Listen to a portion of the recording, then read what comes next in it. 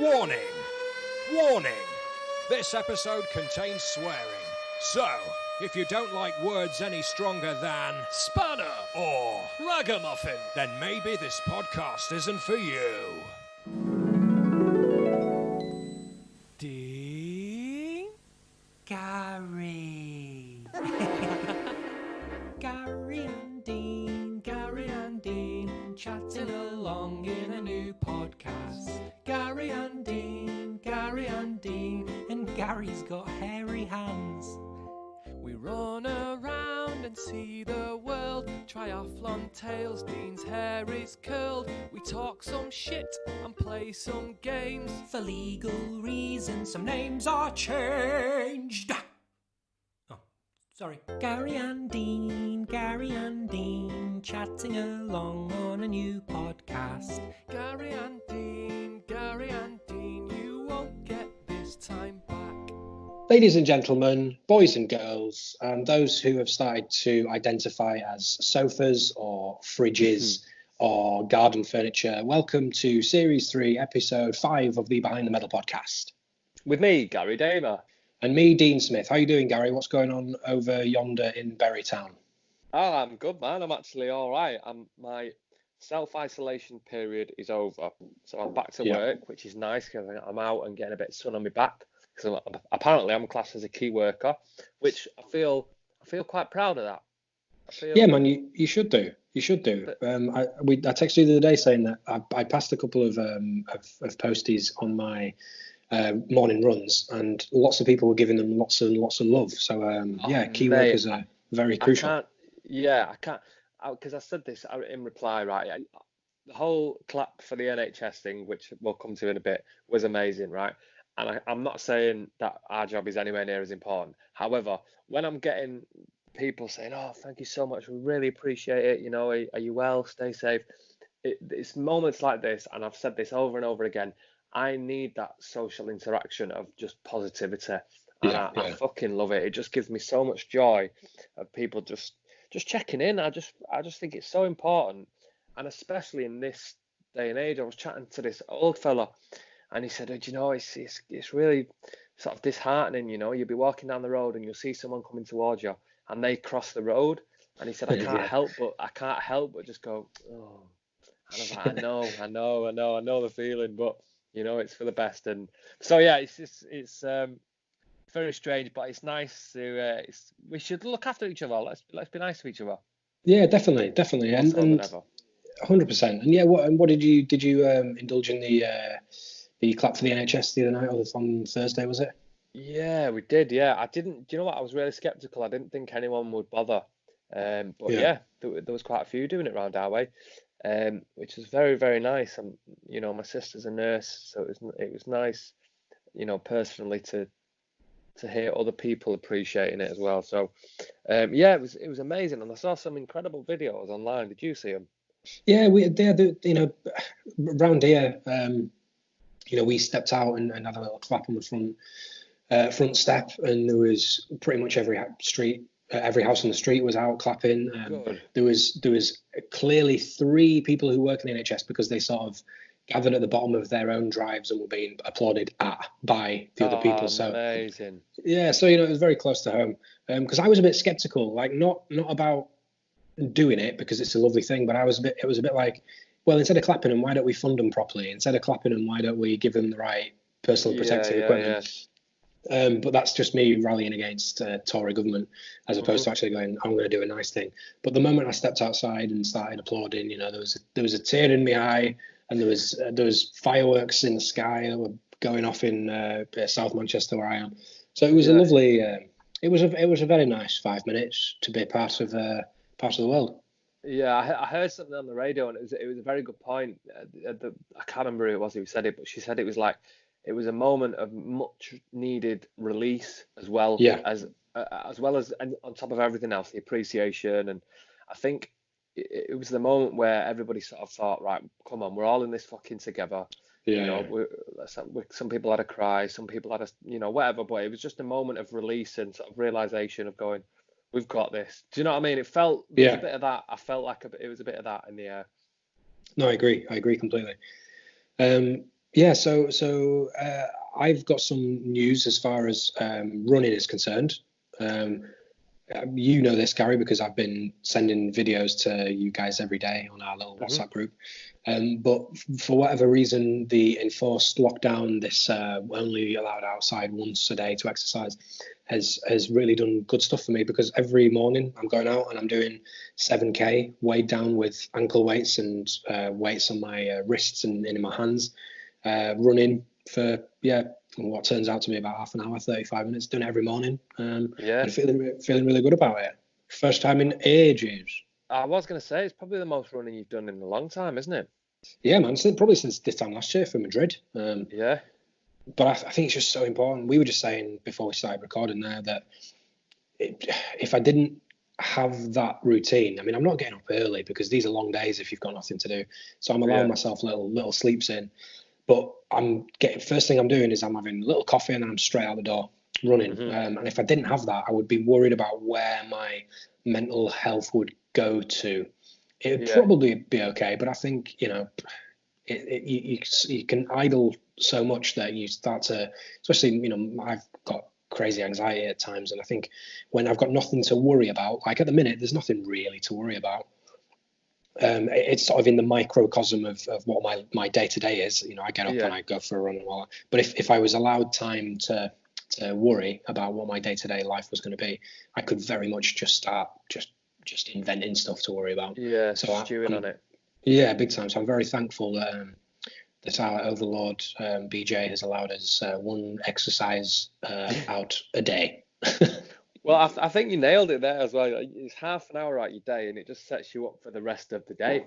I think that's good. I think it's good, even though you're not feeling anything particular at the moment. I think, like you say, in the past, looking after future Dean, you know what I mean? When Christ knows how long this is going to be. We'll be taking these measures for. So why not get ahead of it and fucking look after ourselves in the only way we can at the moment? So it's good. Yeah, what are we going to do when Glastonbury's supposed to be happening? I can't think about that yet. Genuinely, I can't. I just don't want to talk about it. It's really, I can't talk about it. There's obviously my summer was meant to be like, well, it was planning out to be one of the best summers of my life, to be honest. With the Manchester Marathon, we've got the new date for that, so I feel like there's a bit of light at the end of the tunnel. The Great Manchester Run, the 10K, there's a new date for that. So that's good. That's in the diary. The Australia Marathon, they've released a new update and said they've stopped planning. They're not doing any more planning for it, right? Because the government have banned any kind of shit happening until the 19th of May. That's their date, right? That's their end date. So the marathon people have said we're going to reassess on the 19th of May, and if it's looking like we can go ahead, we're then going to assess if we can get the event up and running in that time. Yeah. If there's enough time. Yeah. So that's going to be the date that I've got in my eyes, in my line of sight now, just to see if we can still go or not. Nice. Well, fingers crossed, man. I was just going to say it's not the end of the world yet. We're not out of the woods yet, so it's good. Yeah, exactly. You still got stuff that can come around the corner and give you loads of tickles under the chin. Exactly. For later on. Nice. Exactly. Well, with that in mind, have you got a hero of the week for me? I have. Yes. I'm going to pause while you do the virtual jingle. Is it a bird? No. Is it a plane? No. Is it? Oh my God! Is it Superman? No. It's hero of the week. Okay, my hero of the week, Dean. I don't know if you saw this on Instagram, but my hero of the week is Mrs. Britney Spears. Britney Spears. What has she been up to? Is it Mrs. or Miss? Ms. Ms. Britney Spears. Ms. She posted a picture on Instagram. Okay. Right. This was on Thursday, I think it was. And the picture was of a clock, the timer on her phone, and she said that it was 5.97 the time on the clock, and she posted in the comment underneath that she'd ran 100 meters in 5.97 seconds. Right. So shaving 4 seconds off the world record. You can't say shaving and Britney Spears in the same sentence anymore. Oh, I'm so sorry. Yeah, so Britney Spears is the hero of the week because she's now the fastest living thing on the planet, apparently. That's amazing. What is she on about? Did you say 100 meters? Right, I'm going to read the full comment out because I've got it here. Right. She's put, I've ran my first 5. Getting over your fear of pushing it in the beginning is key. Once I did that, I hit 5 seconds, she's on about. Usually, I run 6 or 7 seconds. My first try was 9 seconds. And then she's put, I did it, 100-meter dash. What is she on about? Well, she says that the key is to push it, but she's pushing her fucking luck with all these lies, isn't she? Jesus. Does she drive? Drive wrong? What? Well, are we lost in some kind of American translation here? What do they call a meter something else? Well, this is what I was going to say. It could be a feet, right? Because that'd be about 30 meters, sorry. If it was 100 feet, about 30 meters. So you could do that in 6 seconds, because that's nearly 6 seconds, isn't it? That's 0.03 off 6 seconds. Yeah. Either way, she's full of shit. What is she talking about? I thought I was struggling with being inside, but she just started lying to millions of people online. Yeah. I really hope that Usain Bolt saw it and just slid straight into a DM. Brittany, can I have a word, love?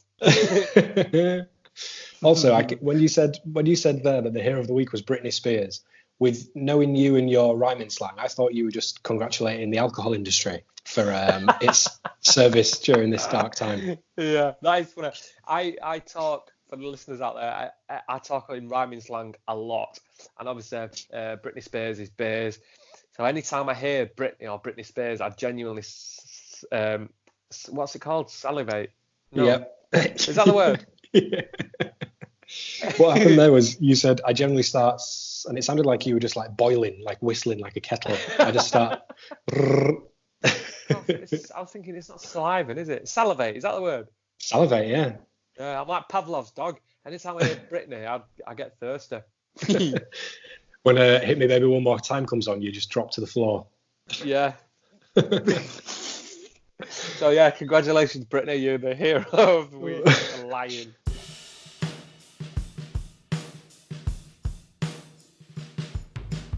Okay, right. Well, following on from last week, where I managed to sort of point this microphone towards my tape player so you could hear from Alan's diary, I've got I found another extract here, which is to do with his marathon running. Do you want to hear it? Absolutely. It's had a lot of love on Twitter, by the way, the Alan Bennett memoirs, particular, cool. Which made me laugh because it was the bit I liked where Alan Bennett said, training doesn't start on a Tuesday. That's resonated with a lot of people. So cool. Well, I mean, so for those who've never listened before, I found a tape on the hills, which is Alan Bennett training for Dewsbury Marathon in 1992. We've heard so far that he's had the idea and he's bought his PE kit, hasn't he? He's bought a very shiny white shorts and t-shirt from a company that rhymes with Mike. So we'll go on to this next bit if you're ready.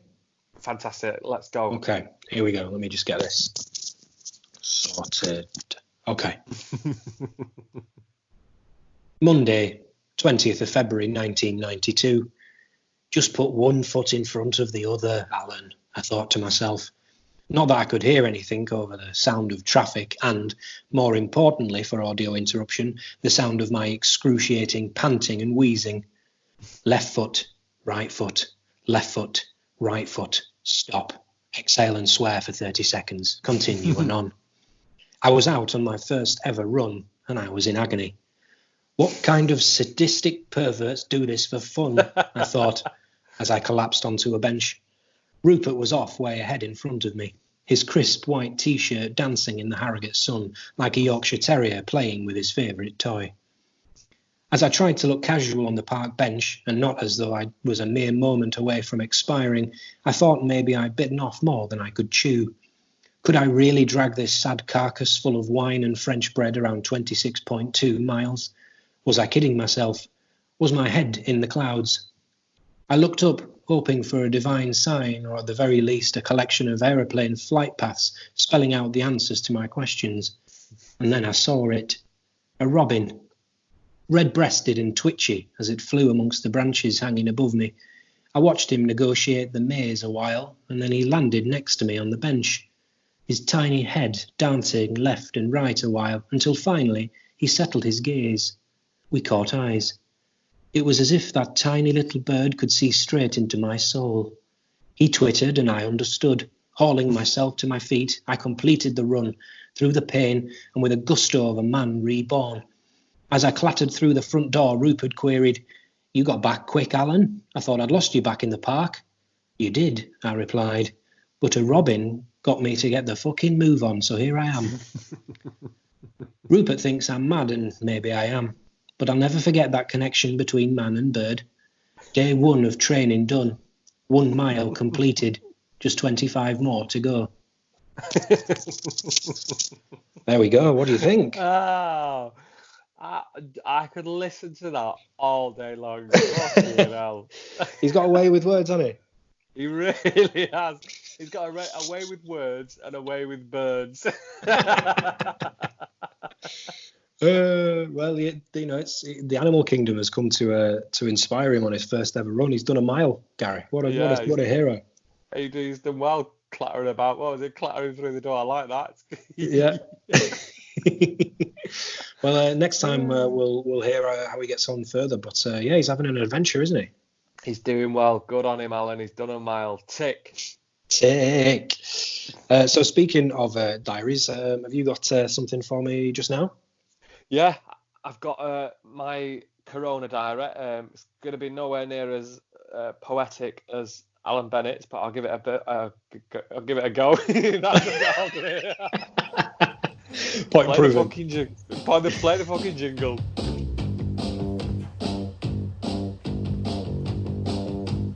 My Corona. Dear diary, it's day 5 in self-isolation. The schools have all been closed down now, and I saw lots of people were being homeschooled online.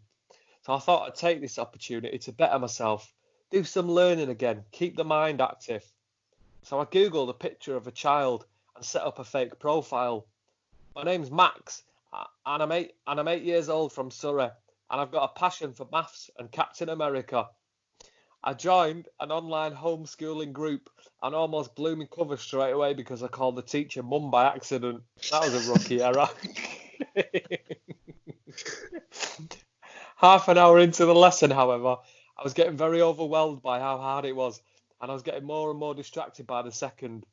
I regressed back to my actual 8-year-old self and started making fart noises, throwing things and calling the teacher names.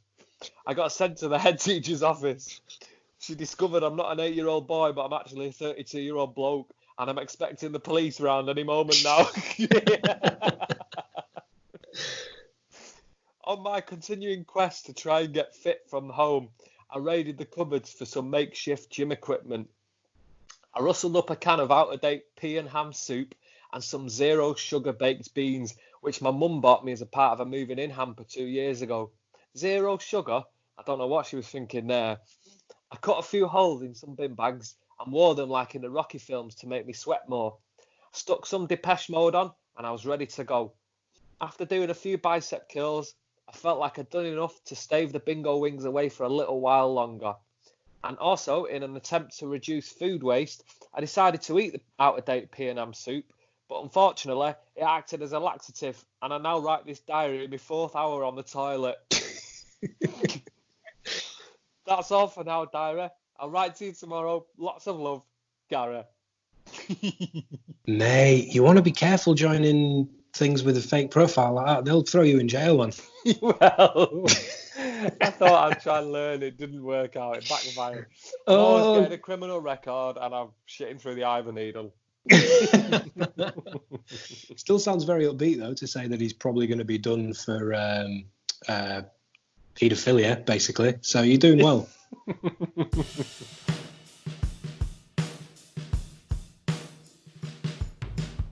So now it's time for Ginger Wisdom. Ginger Wisdom. Okay, yes. Now it's time for Ginger Wisdom. New listeners, this is where I source inspirational quotes off the interweb, throw them at Gary and see what his brain does to them. Are you ready, Gary?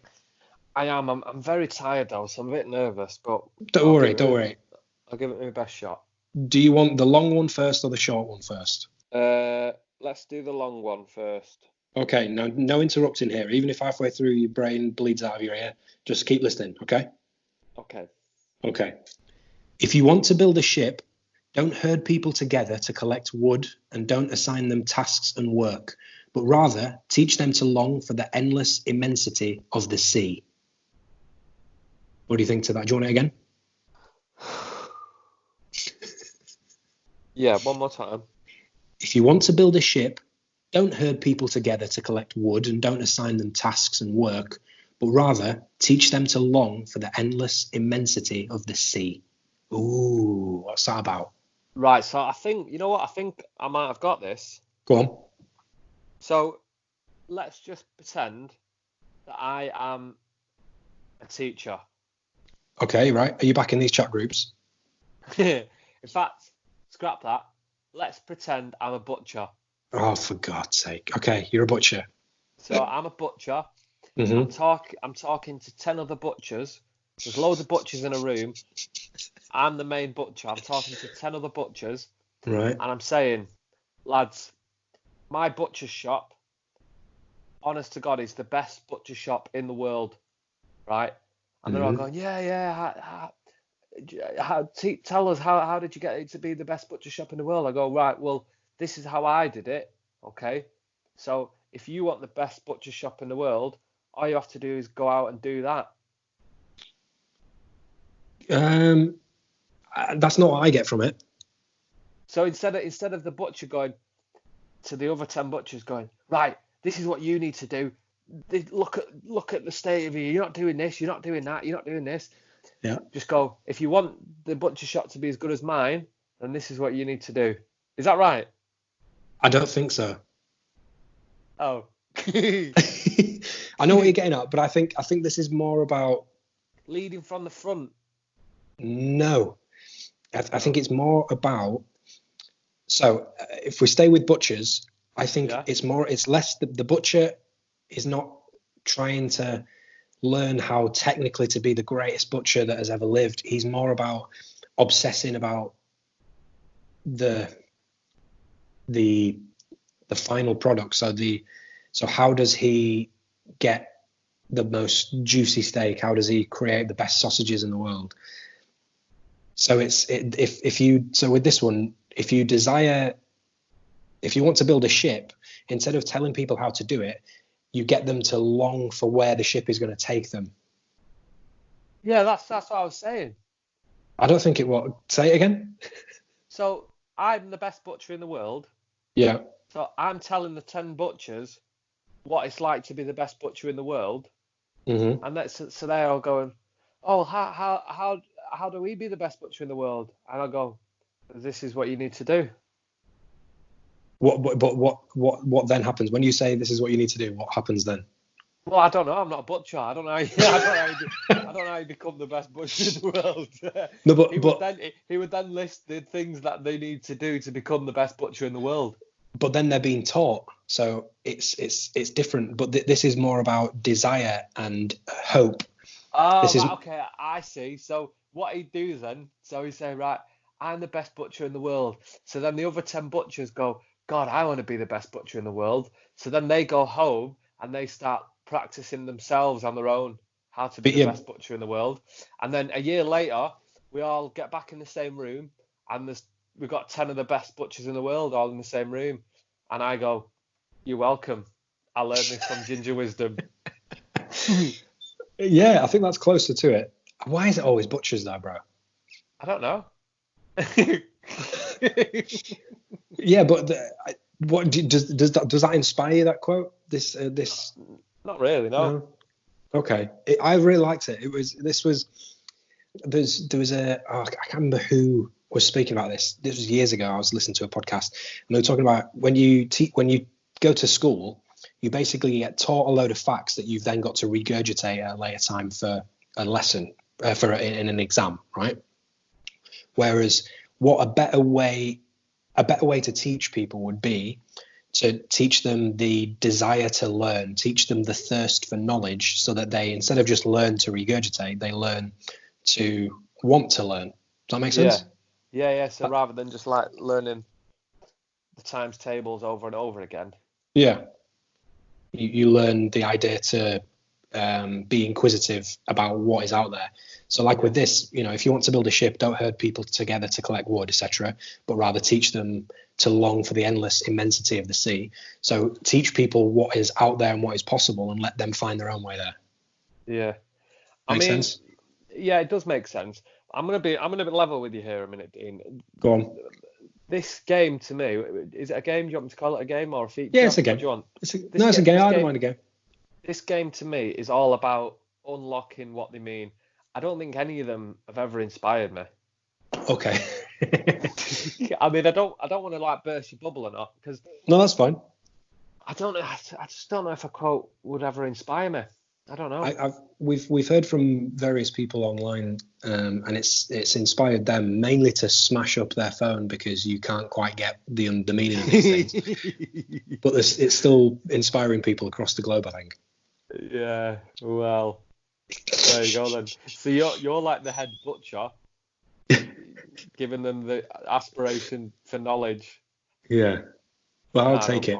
Yeah, I don't fucking care. All right. Well, after that bombshell, do you want the second one? Yeah, because it's short. That was the method in my madness. Okay, here we go. You'll like this one, and it's fairly straightforward. Okay, you listening? Yeah. Our greatest glory is not in never falling. Sorry, I like that because we do it over the phone now. You have to check that I'm listening. Because you are right. I could be like doing me dusting or something at the moment. You could be dusting. You could be on your phone. You could have your penis in your hand. It could be anything. I've got a glass of wine in my hand, but don't tell anyone. Okay, I won't say a word. Right, listen. Right, shut up now. You're not listening. Sorry, go on. Our greatest glory is not in never falling, but in rising every time we fall. Ooh. Dun, dun, dun, dun, dun, dun, dun, dun, dun. What are you saying? Say it one more time. Our greatest glory is not in never falling, but in rising every time we fall. Wow. Yeah, so basically, who said that? That was Confucius, your favourite of all the R&B albums. Because I was going to say straight away, Chumbawamba, mid-1990s, nailed that in a catchy song. I get knocked down, but I get up again. You're never going to keep me down. You're never going to keep me down. Yeah. And that was a lot better than Confucius's version. You've heard it here first, ladies and gentlemen. Confucius can suck a fart because Chumbawamba are here to stay. Do you know what really annoys me, right? Because if you had no knowledge of anything, right, and I said to you, there's a quote for you, I get knocked down, but I get up again. You're never going to keep me down. And I said that was by a guy called Chumbawamba in 1993, I think it was, something like that. Anyway, you go, oh, fucking hell, that was amazing. That's really profound. And then I'd go, I'm only joking. It was a one-hit wonder pop group, and it was, a big song at the time. And then you'd feel like an idiot because it all means nothing. No, I wouldn't. I'd be like, that is so inspiring. I'd be like, what else did he come up with? And you'd say, he drinks a whiskey drink, he drinks a vodka drink, he drinks a lager drink. I mean, it's much of the same, innit? It is, but it's about what you get from it. So if you get something from Chumbawamba above Confucius, that's fine. Each to their own. Do you know what? There it is. That's the ginger wisdom. That's my level, Chumbawamba. Do you know where Chumbawamba were from, Gary? Ooh, good question. Do you? Yeah, I do, yeah. I'm going to go... I reckon, like, Iceland or somewhere like that. Okay, interesting. The answer's Leeds, so you can shut the fuck up. I've got off him now. Bring that out. I'm a Confucius. Oh, you're so racist to Yorkshire. It's unbelievable.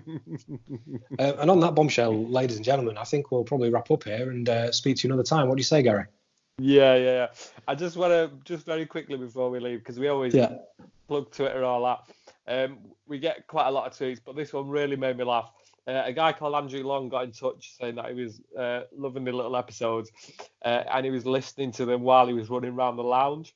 And it really tickled me because he said he was in his full PE kit, his heart rate monitor and everything. And it was just a great image in my head of this fella running around his living room in his heart rate monitor and his watch and his PE kit. That's brilliant. So who's that again? Andrew Long? Oh shit, I forgot now. Yeah, Andrew Long, yeah.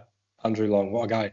Yeah, let us know how you're staying fit during all this. If you're running laps around your kitchen island, or if you're curling tins of beans like Gary and then sitting on the toilet for a few hours, just let us know. But as always, stay safe, wash your hands, and we'll catch up with you soon, won't we, Gary?